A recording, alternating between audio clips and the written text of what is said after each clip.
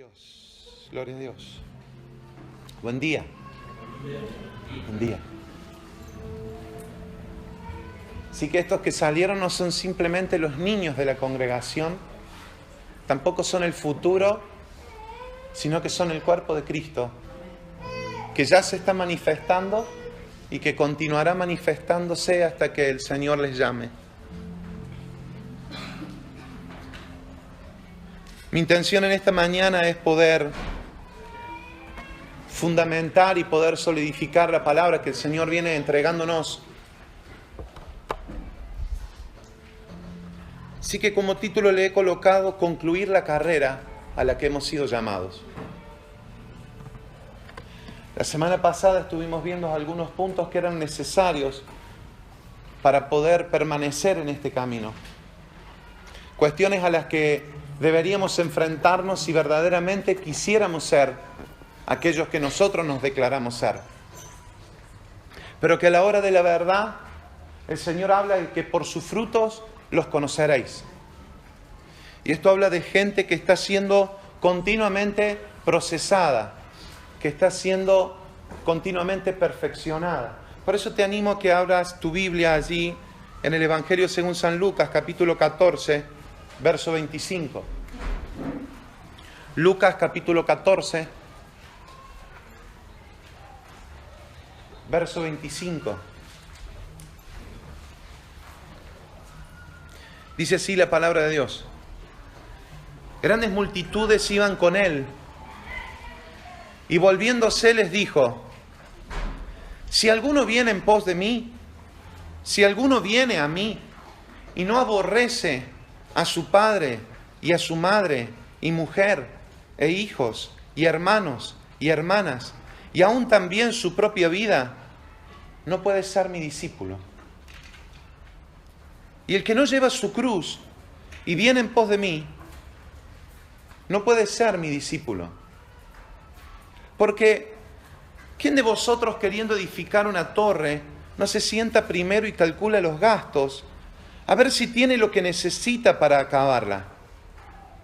No sea que después que haya puesto el cimiento y no pueda acabarla, todos los que vean comiencen a hacer burla de él, diciendo: este hombre comenzó a edificar y no pudo acabar. Verso 31. ¿O qué rey, al marchar a la guerra contra otro rey, no se sienta primero y considera si puede hacer frente con 10.000 al que viene con él contra 20.000? Y si no puede, cuando el otro está lejos todavía, envía una embajada y le pide condiciones de paz. Así pues, cualquiera de vosotros que no renuncie a todo lo que posee, no puede ser mi discípulo. Buena es la sal, verso 34. Mas si la sal se hiciera insípida, ¿con qué se sazonará? Ni para la tierra, ni para el muladar es útil. La arrojan fuera. El que tiene oídos para oír, que oiga. Una de nuestras mayores dificultades que tenemos con este pasaje es que lo empezamos a desglosar y tomamos una parte, aquello que habla de dejar padre, casa, hermano, suegra, todo. Pero hay otra parte que nosotros desglosamos también como aquel que se pone a hacer una torre, y esa parte siempre la tomamos para estimular a la iglesia y decir: no vaya a hacer cosa que nos pongamos a construir y no nos alcance la plata.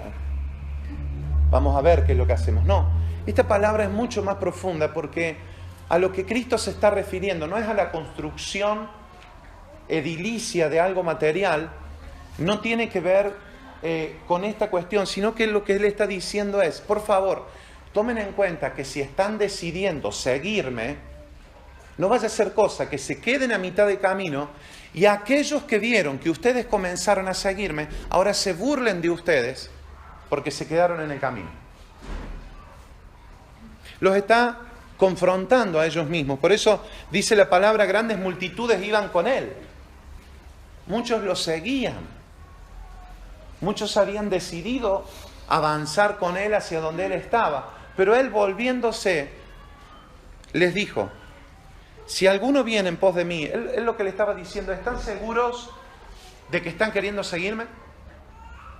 Porque no siempre estaré con ustedes en este cuerpo presente, no siempre les daré de comer a las multitudes, no siempre les sanaré.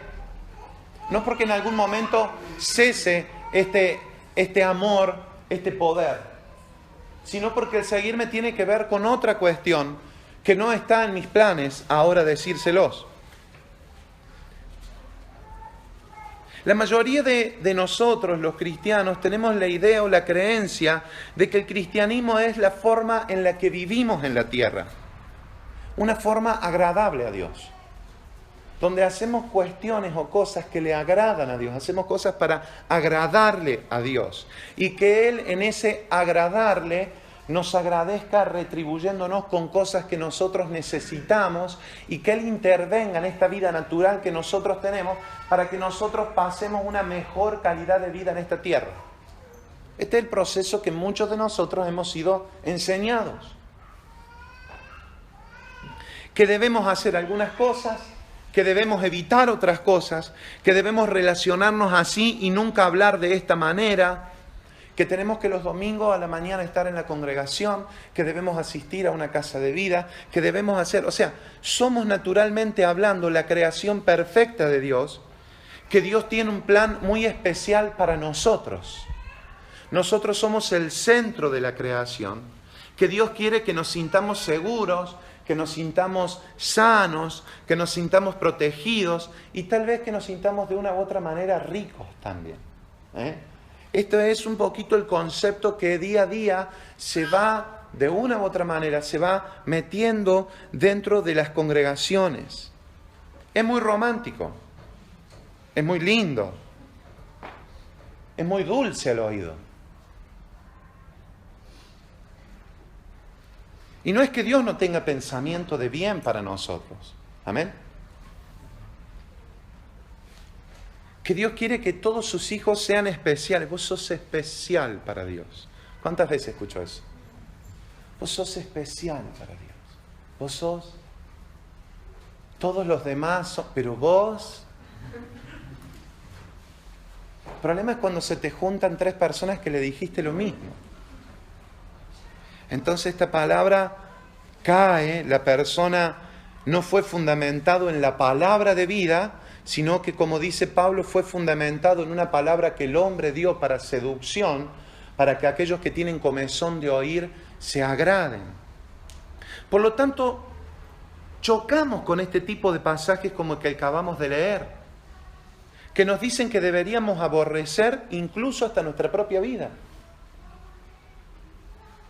Parece que el cristianismo, en realidad, que así lo es, profesa, y esto por favor quiero ser muy cuidadoso, profesa que lo primario son los valores morales que la Biblia establece. Bueno, yo no sé si esto está bien o está mal, pero estas cosas decimos nosotros. Pero la Biblia es un buen manual de vida, ¿eh? Siempre te va a enseñar lo bueno y lo correcto. Pero de esto no se trata. Entonces, usualmente hacemos 2 cosas con este tipo de pasaje. Número 1, pensamos que versículos así no pueden significar lo que claramente están diciendo. O sea, no es tan así como dice la Biblia. Lo que realmente está queriendo decir, esto empezamos a hablar nosotros. Lo que sucede es que en primer lugar nosotros no tenemos una vida para ponerle una lista de prioridades. Bueno, primero Dios, segundo Dios, tercero Dios, los súper espirituales. Los que más o menos, primero Dios, segundo la familia, tercero la iglesia. Bueno, y ahí juegan, ¿no? Digamos, siempre primero, top, ahí Dios. Pues sabemos que esa no le podemos errar. Ahora, el problema es que nosotros no tenemos una vida en la cual nosotros le podamos poner una lista de prioridades. Segundo, Dios ciertamente no quiere estar en nuestra lista de cosas que para nosotros son importantes. Ni siquiera quiere ser un número 1 de nuestra lista.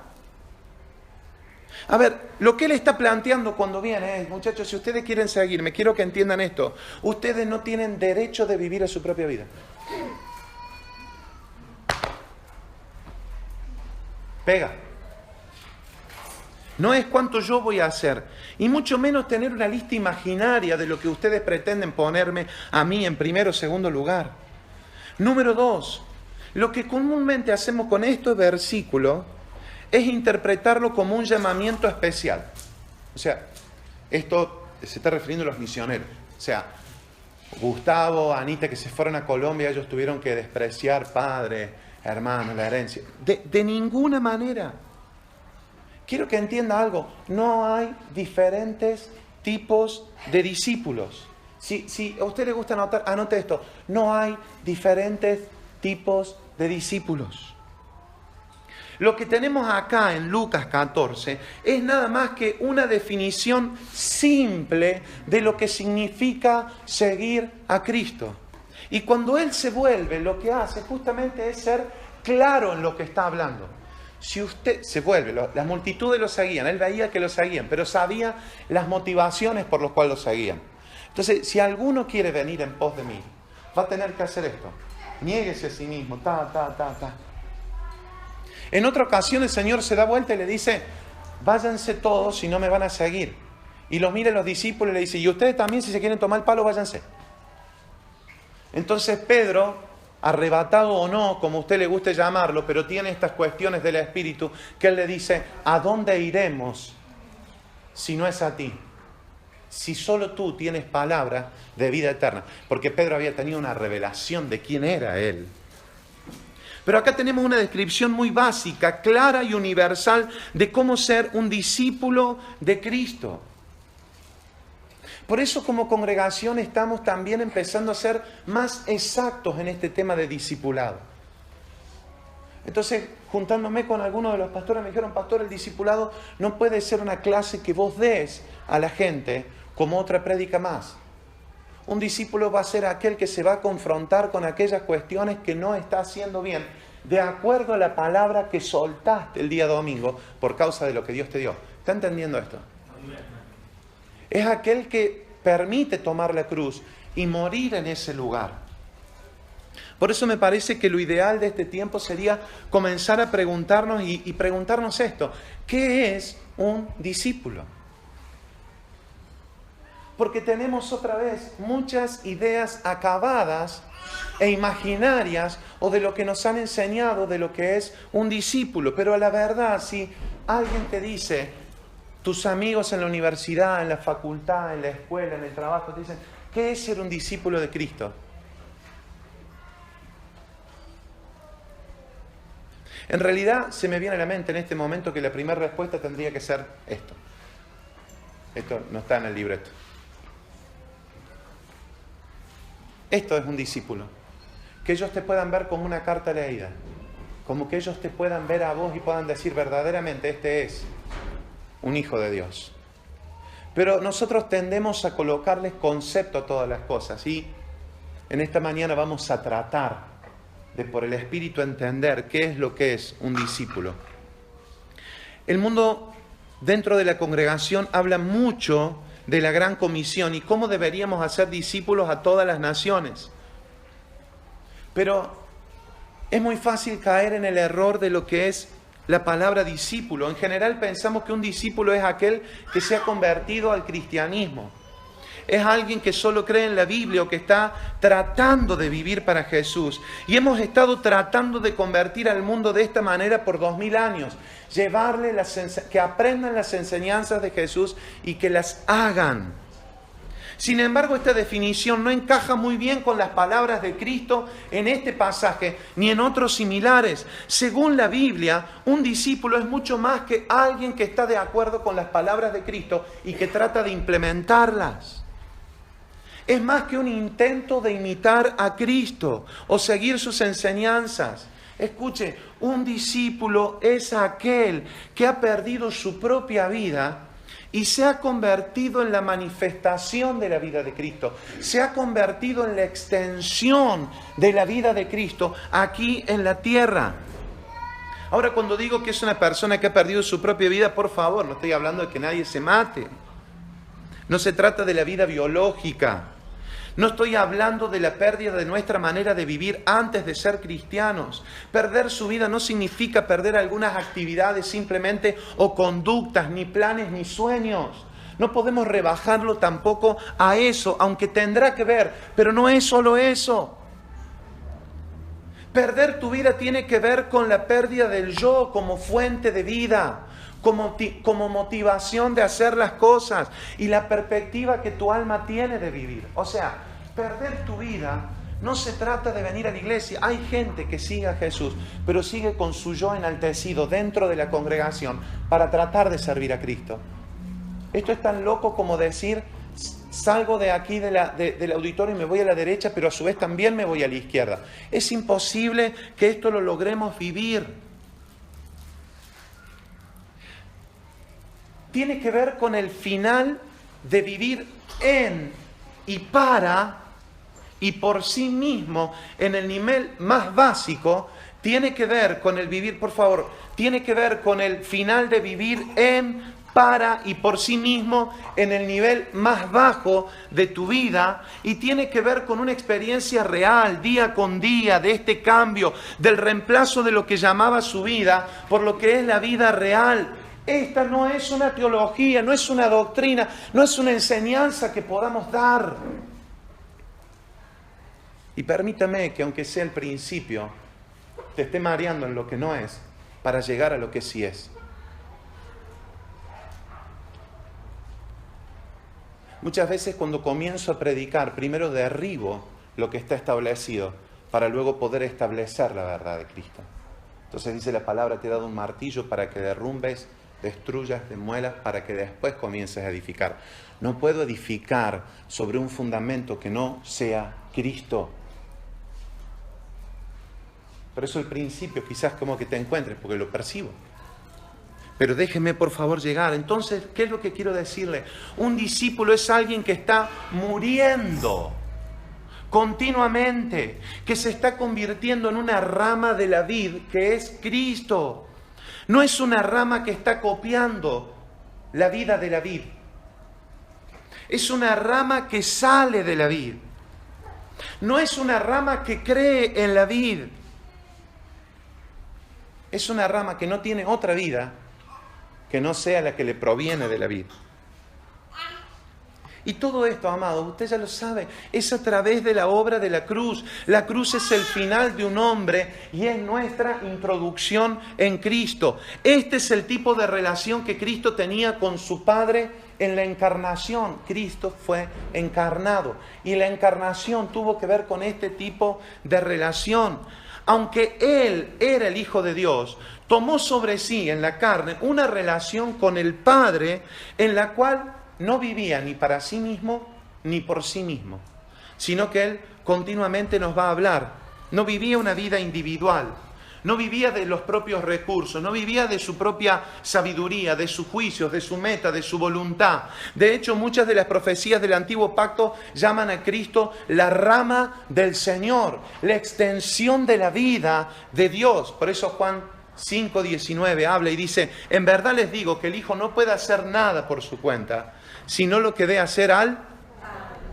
Porque todo lo que hace el Padre, eso también hace el Hijo de igual manera. El modelo de discípulo no es otra cosa que la vida misma de Jesús, pero no nosotros imitando la vida de Jesús. Nosotros imitando, es lo mismo que Pablo habla, nosotros imitando el tipo de relación que Él tenía con el Padre. Juan 5:30 dice, yo no puedo hacer nada por mi iniciativa. Como oigo, juzgo, y mi juicio es justo, porque no busco mi voluntad, sino la voluntad del que me envió. Por eso Cristo podía decirle a los discípulos en Juan 14:8, tanto tiempo he estado con ustedes y todavía no me conocés, Felipe. Cuando Felipe le pregunta, dice, muéstranos al Padre. Cuando alguien te dice, mostrame a Cristo, enséñame a Cristo, no tendrías que salir con una palabra de la Biblia. Cuando alguien te tenga que decir, mostrame a Cristo, lo que tendrías que decir, he aquí Cristo, tanto tiempo he estado con vos y no te has dado cuenta. Mi forma de amarte, mi forma de hablarte, mi forma de mirarte, mi forma de servirte. Yo soy Cristo. No tiene que ver con lo que aprendo de él, lo que limito a él. Tiene que ver con la vida que fluye. Por eso, morimos a nosotros, hermano. Esto no es una perspectiva, esto es una realidad, esto es una verdad. Esto tiene que ser verdad en mi vida. Por eso Jesús dice, el que me ha visto a mí, ha visto al Padre. Tranquilamente nosotros podríamos decirle a la gente, si es que es así, el que me ha visto a mí, ha visto a Cristo. Por eso Pablo nos habla como cartas leídas. Nosotros somos el evangelio de la carta leída. El evangelio que la gente lee no es Juan, no tiene que ver con Lucas. El evangelio que la gente lee es según Germán. Es según Cecilia. Según Luis. Es lo que ellos ven a través mío. Por eso hay gente que no se acerca. Por eso Pablo dice, algunos de los que están afuera no entran dentro de las congregaciones por causa de los que están adentro. Judas era un poroto al lado tuyo. No tuyo, sino digo Pablo como diciendo así, ¿no? No, digo, bueno, mejor se me diga algo. No.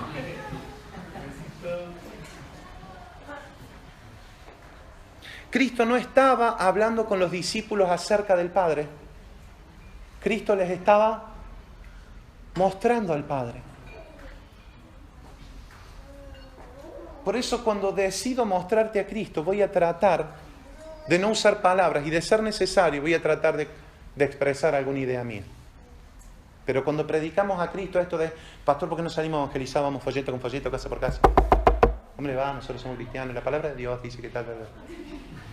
Es más fácil salir a otro barrio, golpear la puerta de alguien que no conozco.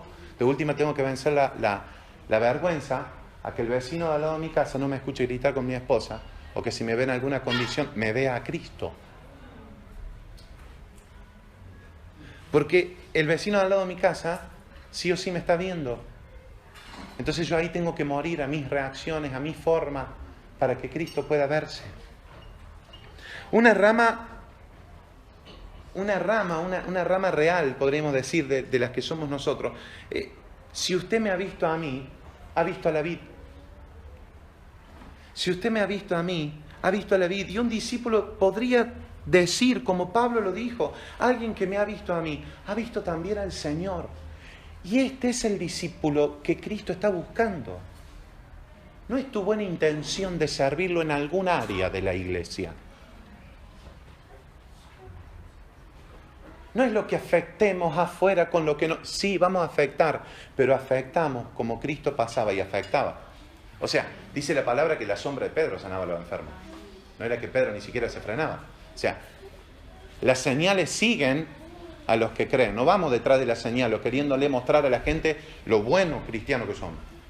Oh, tiene que ver el pastor Palermo es lo que ve, ¿no? Oh, hombre fiel ese. No. No hay peor cosa aparte que querer levantarse o ensalzarse en algo. No hay nada más tedioso que ver a una persona querer levantarse como un líder.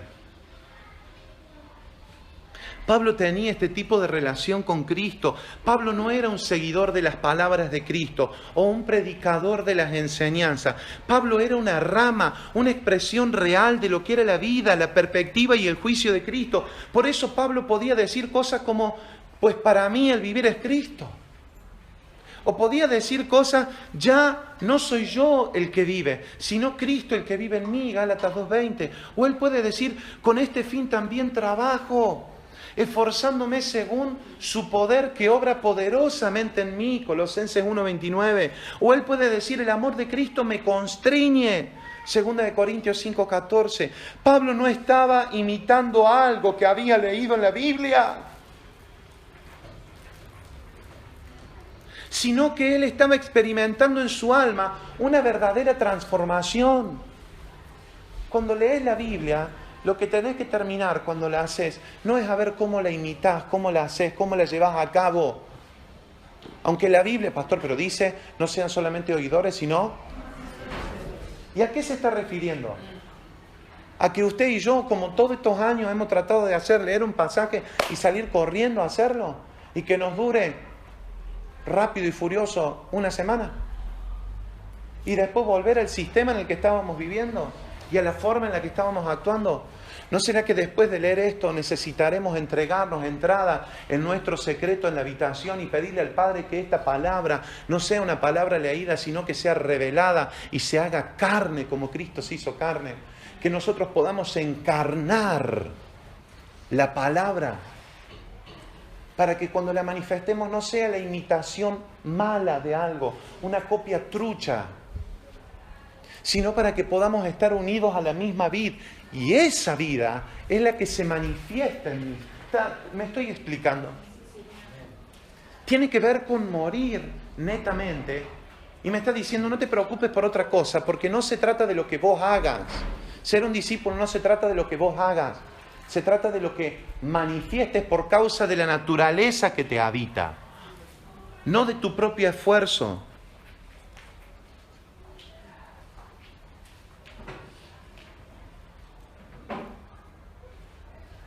A Pablo le ocurre que él está viviendo el destierro de una voluntad en su propia vida, el destierro de su vida dentro de su cuerpo. Estaba siendo sepultado y su alma estaba siendo transformada en una tierra conquistada, en una tierra sin ídolos. Carne y rebelión estaban siendo conquistadas. Por eso lo que yo te digo es que la tierra prometida para nosotros no está fuera en una casa o en un auto. La tierra prometida es nuestra propia alma. Es la conquista de nosotros mismos para que Cristo sea el Rey de toda esa área. Quiero que entienda algo, que Cristo haya sido nombrado Rey de tu vida, que vos lo hayas ungido como Rey de tu vida. En el sentido, Dios no necesita que usted lo unja como Rey, pero que usted haya dicho que le acepta, que le sigue, no necesariamente signifique que Él esté gobernando. ¿Se recuerda a David? ¿Se recuerda que él fue ungido como rey de Israel? Pero ¿cuándo pudo ejecutar ese reinado? 17 años después. Porque ¿qué tuvo que hacer? Sombra y figura. Tuvo que ir conquistando diferentes situaciones. Cuando se lanza la conquista de la tierra prometida, estas 7 naciones que estaban ocupadas, estaban significando cosas que tienen que ver con nosotros hoy. Lo que Pablo está diciendo, un discípulo es aquel que va conquistando áreas de su vida y le va entregando en posesión del rey. Esto que yo gobernaba, que era yo, que era Germán, que era el deseo de Germán, aún cosas muy buenas para la iglesia, para el cuerpo, aún esto también debe ser conquistado y colocado en gobierno de Cristo. Cuando Cristo toma gobierno de ese área, ahí yo puedo decir que Cristo está gobernando y en ese área yo estoy siendo luz. Usted puede tener a Cristo como su Salvador. Usted puede llamarlo Señor, pero de la boca para afuera. Este pueblo de labios me adora, pero su corazón está lejos. No estoy gobernando. Por eso él habla también, nosotros hablamos de una relación imaginaria con Dios. Nosotros pensamos que llevamos una relación con Dios a la que nosotros nos gusta, a la que, bueno, ser cristiano tiene que ver con el domingo, estar, aportar, hacer, y esto no, tiene que ver con algo mucho más profundo, y eso más profundo tiene que ver con tu vida, con lo que estás viendo, con lo que estás haciendo, pero no esto como una reprimenda del orden de me pego, no, porque Cristo, solo Cristo, me da culpa. No. Esto pasa por otro lugar. Esto pasa por entender lo que Dios está queriendo hacer con nosotros. Él quiere que nosotros seamos una extensión, una extensión de la vida de Él. La sangre de Él corre por nosotros. Su palabra llegó tan profundo hasta nosotros que cambió nuestro sistema de ADN.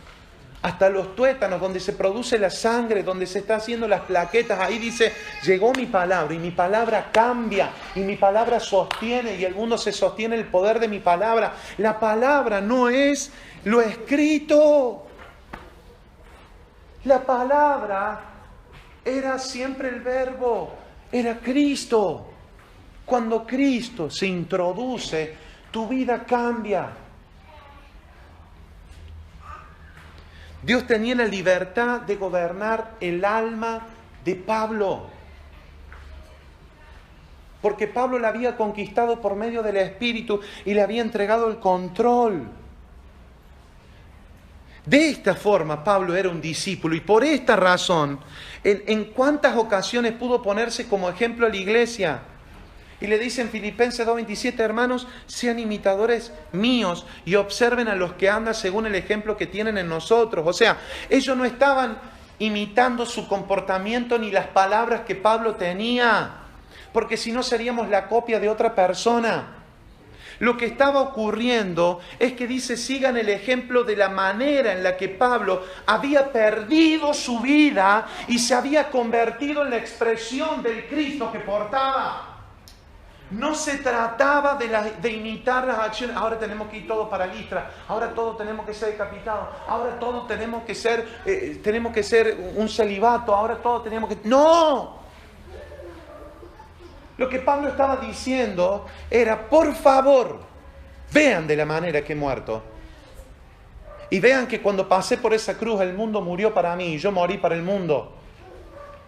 Y estoy viviendo en aquello que Dios me ha pedido porque soy la expresión del reino aquí en la tierra. Entonces, se cumple esa palabra que dice, que nos encanta cantar a nosotros, sea en la tierra. ¿De qué manera? Cristo caminando en la tierra. ¿De qué manera? A través de su vida. Usted no es un buen cristiano, no existe un buen cristiano. ¿Existe un cristiano o no cristiano? ¿Existe un Cristo o no existe Cristo? No hay una cosa tal como mal. No, directamente no lo es. Por eso nosotros vamos ejecutando. Escuche, por eso usted pasa los procesos de tribulación. La tribulación va produciendo muerte en nosotros, muerte de aquellas cosas que anhelábamos, nuestras formas, nuestros sistemas, nuestra manera de ver las cosas. Y ahora comenzamos a ver como Cristo ve. Por eso muchos de nosotros vemos muerte en todos lados. ¿Por qué? Porque no tenemos la vida de Cristo. O no se está manifestando la vida de Cristo en ese área. Entonces veo condenación, muerte, juzgamiento. ¿Por qué? Porque los ojos de Cristo podían ver a un Pedro que era una persona con una caña endeble con el viento, pero él no veía la caña endeble. Dice, vos sos esto, sí, no niego la realidad de dónde estás, pero vos vas a ser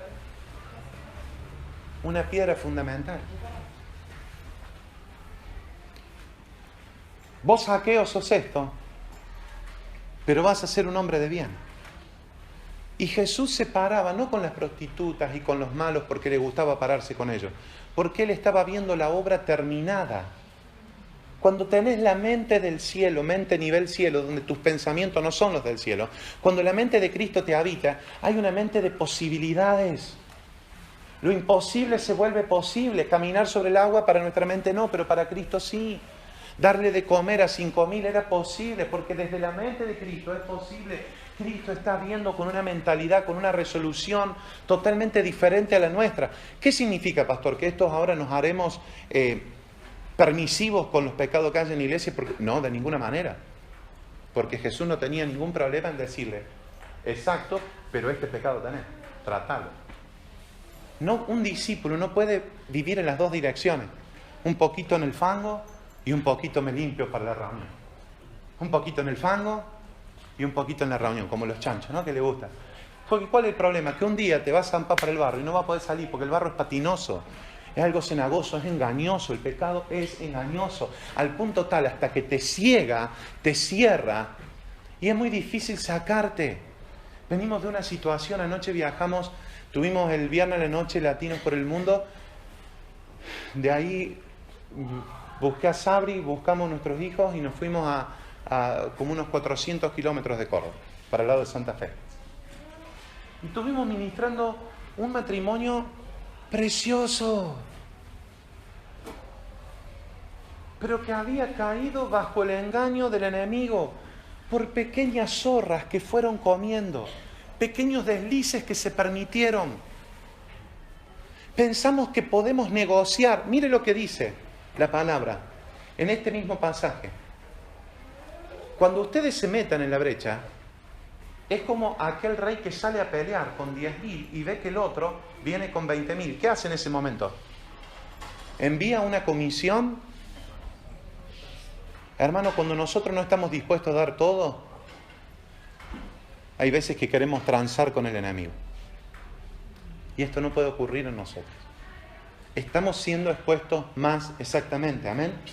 Es un proceso de ser expuestos más exactamente. Y aquellos que se exponen a esta condición van a ser levantados. Nadie en este lugar quiere derrumbar ni derrocar ni nada por el estilo. Nadie. Este es un lugar donde Dios nos ha entregado. Algunos le han llamado la cueva de Adulam. Este lugar es el lugar donde nosotros estamos clamando, donde hemos sido cansados de sistemas religiosos, donde lo único que han buscado ha sido buscar una gloria de un hombre o un sistema en el cual se haga grande. Nosotros estamos buscando ser como Cristo.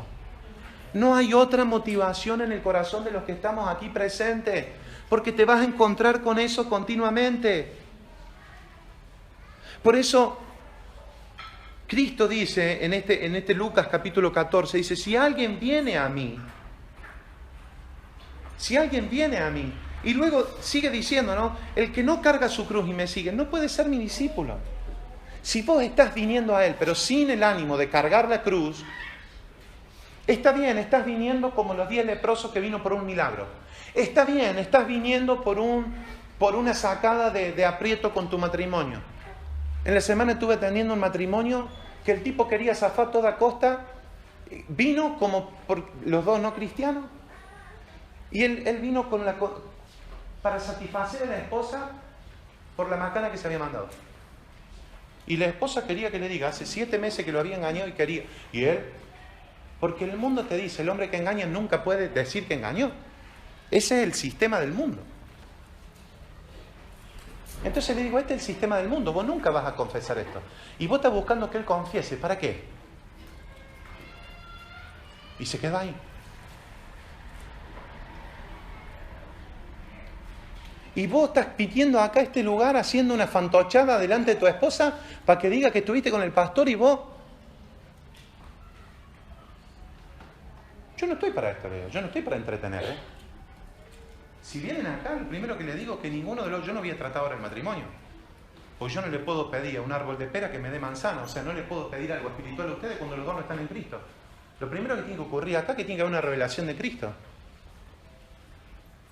Y me quedaron mirando. Me dice, pero nosotros venimos por esto. No importa por lo que venís. Vos pensás que venís por esto, pero Cristo te manda por esta cosa.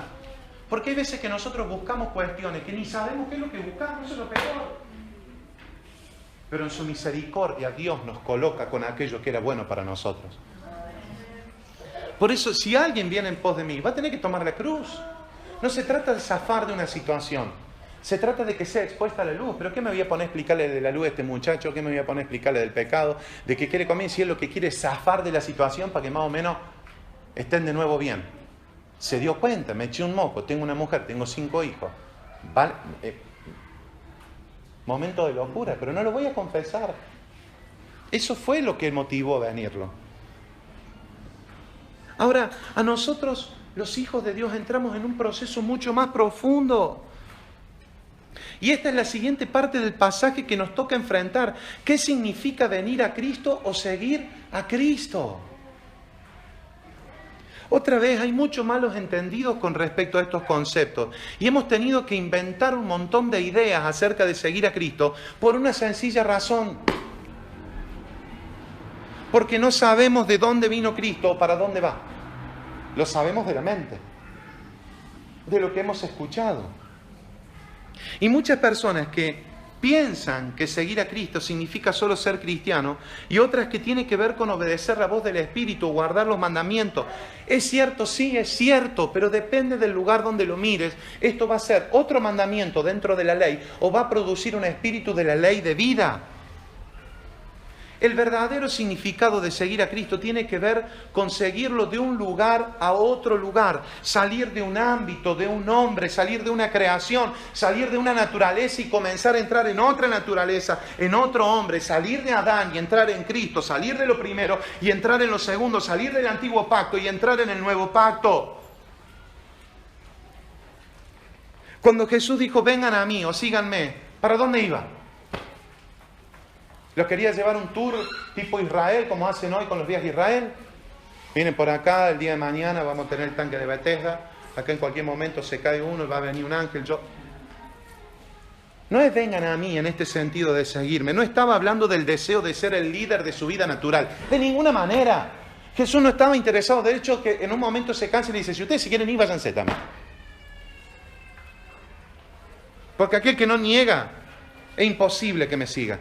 Jesús estaba hablando de salir del mundo de la muerte a través de la cruz y de regresar al Padre como uno que había sido quitado, separado, libertado del mundo de abajo para entrar en el mundo celestial, para salir del mundo natural de Adán, para entrar en el mundo de Cristo, salir del mundo del pecado, para entrar en el mundo de santidad, sin cual nadie la verá, que eso será temas para las próximas prédicas, la santidad.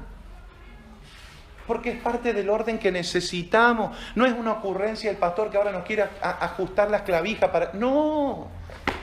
Esto es parte de lo que Dios nos está pidiendo. Jesús estaba hablando de salir del mundo de muerte y entrando en la vida que Él mismo iba a tener. Él era el éxodo, el viaje que se estaba por emprender. Era la salida del éxodo para poseer la tierra. Entonces seguir a Cristo es dejar atrás el mundo y el hombre de abajo y ser trasladado por la cruz al cielo.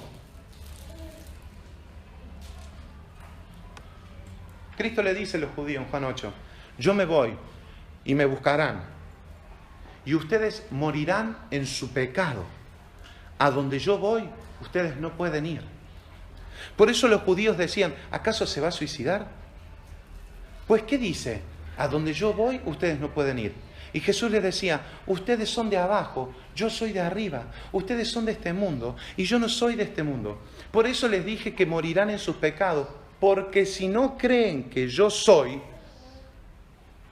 morirán en sus pecados. ¿Ve lo que Cristo está diciendo en este lugar? No es que los judíos no pudieran seguirlo a lo largo de Israel, sino que no podían seguirlo en la salida del mundo de abajo, porque Él iba a regresar al Padre. Y los judíos no conocían el camino de entrar en el Padre. No sabían cómo hacer ese éxodo.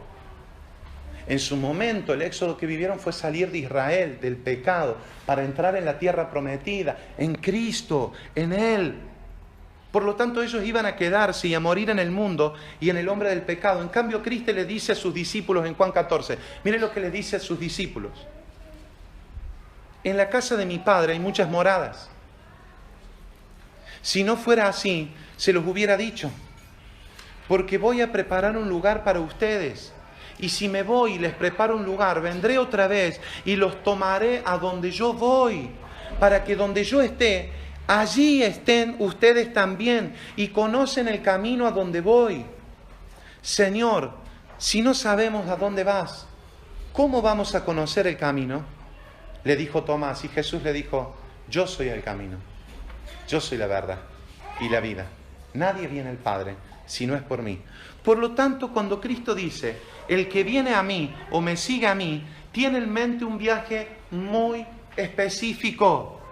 Y el viaje es la salida de Adán y su mundo a la entrada de Cristo y la realidad espiritual de Cristo. Es un cambio de naturaleza. Y el camino y la puerta era la cruz. Y ese es nuestro camino también y es nuestra puerta también. Por eso el que dice, el que me quiere seguir, no es que le me han llevado, a ver, tomen la cruz. A ver si están dispuestos. No es eso.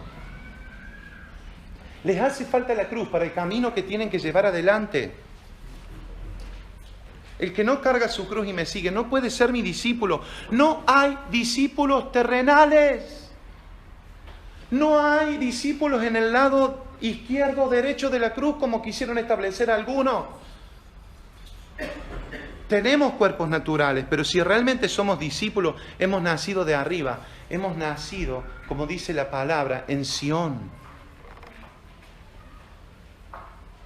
Amado, en otra palabra, ser un discípulo es aquel que está siguiendo a Cristo, no a lo largo de la tierra, sino de lo primero a lo segundo, del mundo de Adán a la casa del Padre. Por favor, pongámonos de pie.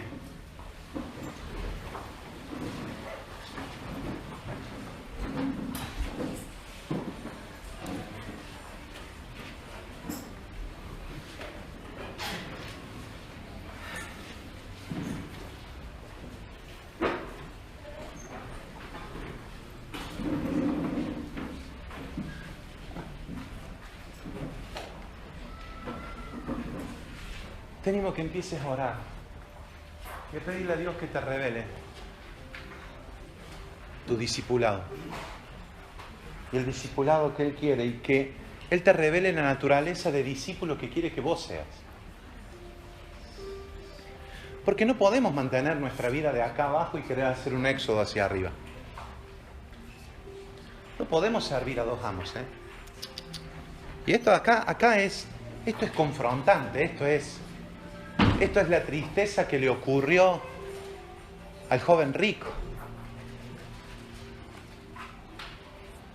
Se dio cuenta que estaba queriendo servir a dos señores. No podemos correr en dos direcciones. Tenemos que volver nuestro corazón a Cristo. Y siempre darle la espalda a lo primero. Siempre darle la espalda a lo primero.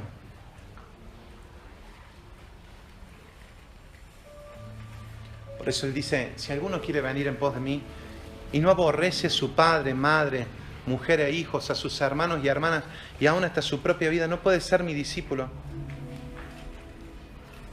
La palabra aborrecer aquí en griego significa despreciar, colocarle un valor menor.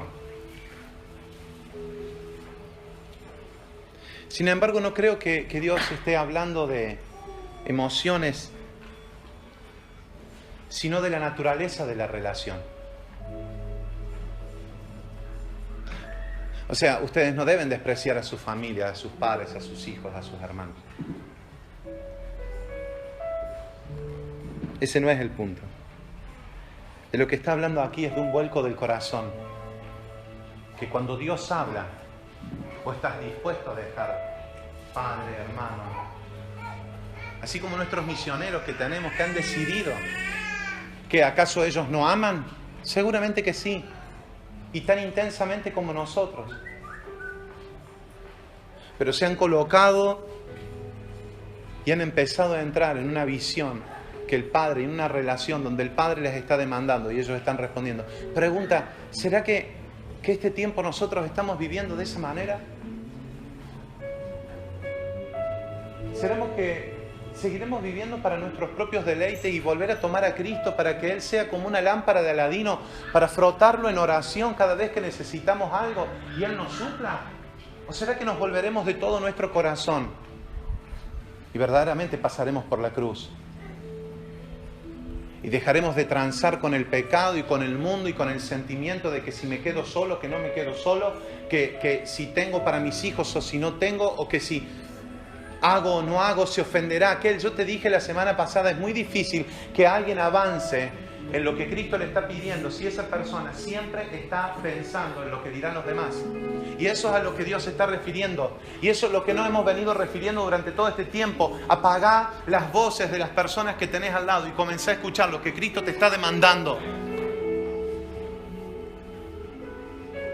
Porque lo que te hará un discípulo no será venir a la iglesia y estar a cargo de una parte de la administración de este cuerpo. Lo que te hará un discípulo será que puedas escuchar la voz de Dios.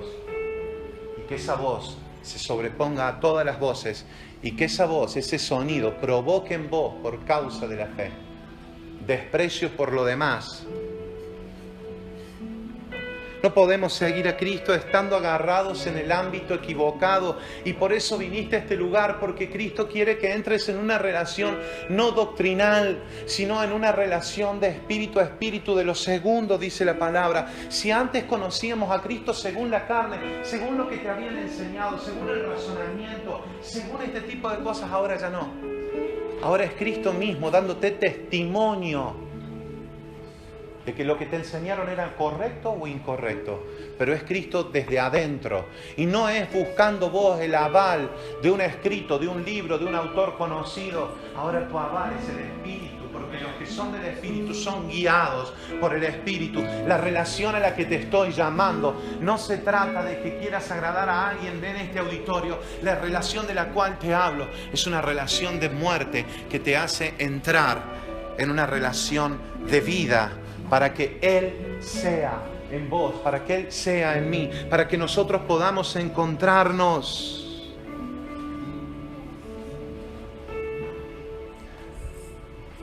Lo que te estoy anticipando es que estamos siendo y estamos perdiendo lo primero. Por eso a algunos les cuesta un poquito, porque hemos aprendido almáticamente, hemos relacionado almáticamente.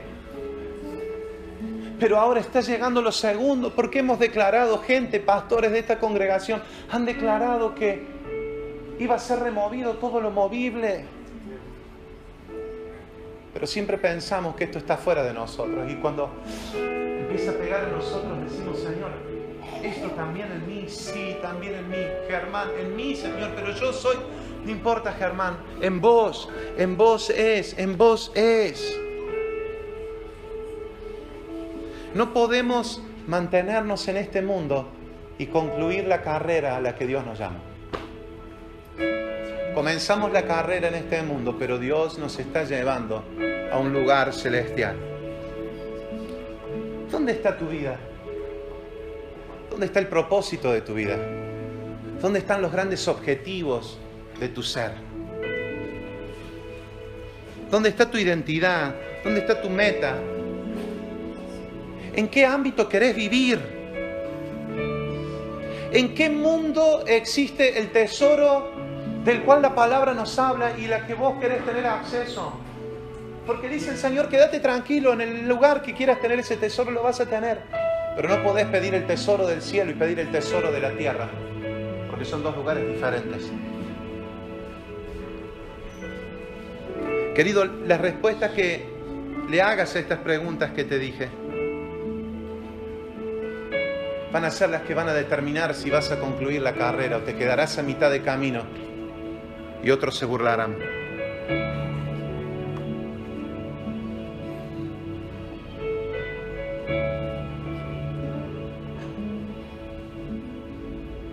Señor, no escapa de mi entendimiento que esto no deja de ser una prédica. Y que hay veces, Señor, que por más que quiera explicar claramente aquello que me hablas, hay veces que no tengo palabra para transmitirlo, Señor.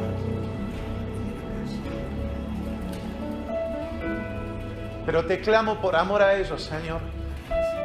Y por amor a los que vendrán, que esta palabra sea impartida en el Espíritu y sea con una carga, Señor, que ellos pidan en sus hogares en esta semana tener esta revelación de ser este tipo de discípulos que lo dejan todo. Que no hay una reserva, que no hay un poco de mí, que es todo de vos.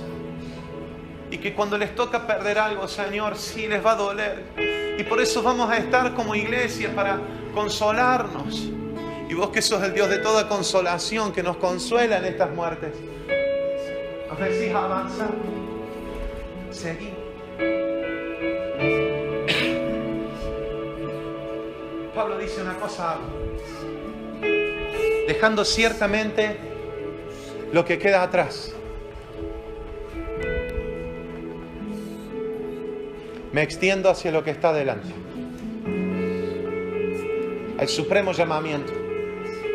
Y el supremo llamamiento, amado, supremo llamamiento no es tu propósito.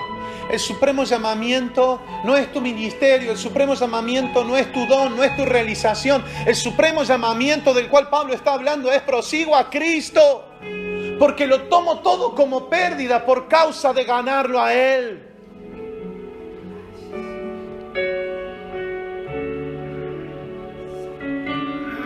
Señor, nos dé luz. Señor, nos dé luz, nos dé luz, nos dé luz.